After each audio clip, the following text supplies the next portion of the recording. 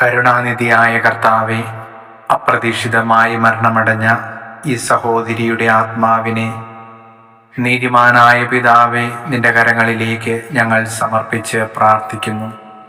ജീവിതകാലത്ത് ചെയ്ത സൽക്കർമ്മങ്ങളുടെ യോഗ്യതയാലും പങ്കുകൊണ്ട വിശുദ്ധ കുർബാനയുടെ യോഗ്യതയാലും സ്വർഗരാജ്യത്തിൽ ഈ സഹോദരിയുടെ ആത്മാവിനെയും പ്രവേശിപ്പിക്കണമേ എന്ന് പ്രാർത്ഥിക്കുന്നു.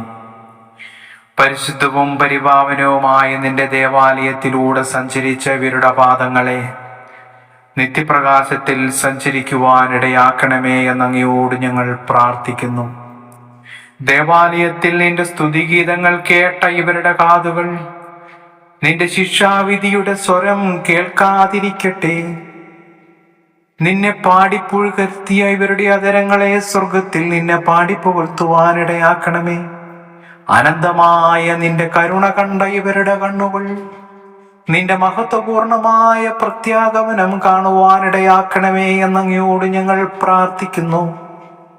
കർത്താവിന്റെ രക്ഷകനുമായ ദൈവമേ, ഈ സഹോദരിയുടെ ആത്മാവിന്റെ മേൽ കരുണയായിരിക്കണമേ എന്നങ്ങയോട് ഞങ്ങൾ അപേക്ഷിക്കുന്നു.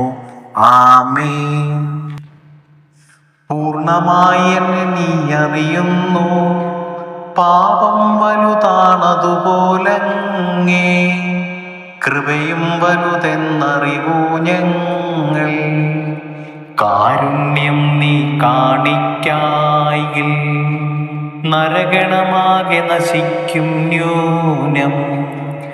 നാഥാ, നിന്നുടെ മാംസനിണങ്ങൾ കൈക്കൊണ്ടവരെ കൈവെടിയല്ലേ.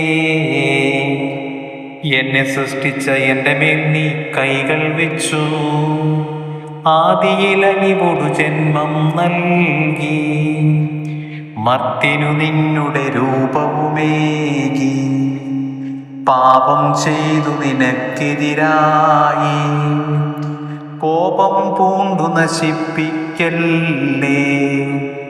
നാഥ, നിന്റെ അനുഗ്രഹപൂരം വർഷിക്കണമേ ഞങ്ങളിലെല്ലാം.